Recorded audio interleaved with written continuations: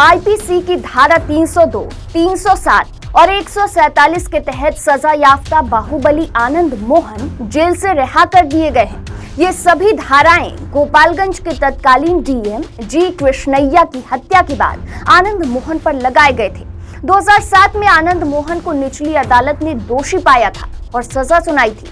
आनंद मोहन के रिहा होने के बाद अब सिवान के बाहुबली नेता शहाबुद्दीन भी सुर्खियों में आ गए हैं। सोशल मीडिया पर यूजर्स नीतीश सरकार से शहाबुद्दीन को लेकर सवाल पूछ रहे हैं। इतना ही नहीं, यूजर्स आनंद मोहन को शहाबुद्दीन की तरह ही फिर से जेल भेजने की मांग भी कर रहे हैं। आनंद मोहन की रिहाई और उस पर मचे बवाल के बीच बिहार के सियासी गलियारों में सवाल उठ रहे हैं कि क्या शहाबुद्दीन की तरह ही आनंद मोहन फिर से जेल जा सकते हैं।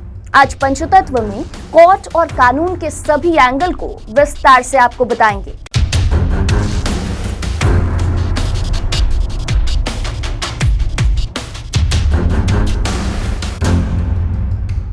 पहले जानते हैं कि शहाबुद्दीन का मामला क्या था।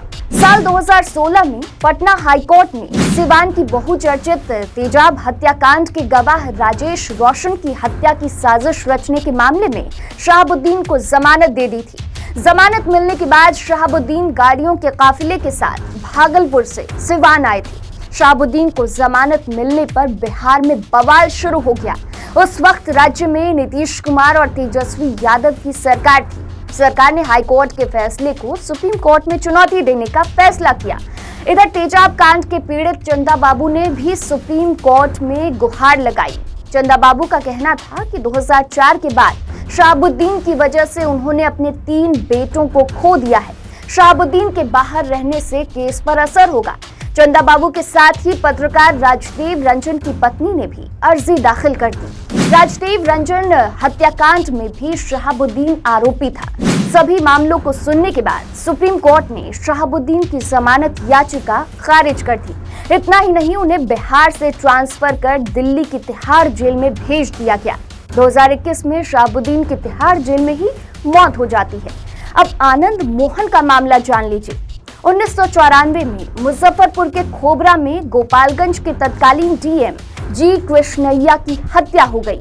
आनंद मोहन, लवली आनंद और मुन्ना शुक्ला समेत कई लोग इसमें आरोपी बनाए गए। 2007 में निचली अदालत ने इस मामले में आनंद मोहन को फांसी की सजा सुनाई थी, जिसे बाद में पटना हाईकोर्ट ने आजीवन कारावास में बदल दिया। 2012 में जेल नियमावली में बिहार सरकार ने एक संशोधन किया। इस नियमावली के मुताबिक 5 तरह के अपराध को जघन्य माना गया था, जिसमें आतंकवाद, डकैती के साथ हत्या, रेप के साथ हत्या, एक से अधिक हत्या और सरकारी कर्मचारी की हत्या शामिल था। इस नियमावली के मुताबिक आजीवन कारावास की सजा पाए अपराधियों की सजा पर 20 साल से पहले किसी तरह की छूट नहीं दी जाएगी। हाल में बिहार सरकार ने इस नियमावली में एक और संशोधन किया। इसके तहत सरकारी कर्मचारी की हत्या को सामान्य हत्या की श्रेणी में रख दिया गया। सरकारी नियमों में बदलाव के बाद आनंद मोहन को बड़ी राहत मिली। बिहार सरकार ने आनंद मोहन और 26 अन्य अपराधियों को पिछले दिनों ही रिहा किया है। शहाबुद्दीन और आनंद मोहन का केस कानूनी तौर पर कितना अलग है, अब आप ये भी जान लीजिए। शहाबुद्दीन को पटना हाईकोर्ट ने एक मामले में नियमित जमानत दी थी। उनके खिलाफ केस में सजा नहीं सुनाई गई थी, जबकि आनंद मोहन का केस बिल्कुल अलग है। आनंद मोहन दोषी करार दिए जा चुके हैं और 16 साल की सजा भी उन्होंने पूरी कर ली है। उन्हें सरकार ने नियमावली के तहत छोड़ दिया है। जमानत पर छूटने के बाद भी शहाबुद्दीन के खिलाफ कई केसेस ट्रायल में थे। इनमें पत्रकार राजदेव रंजन की हत्या का मामला भी शामिल था।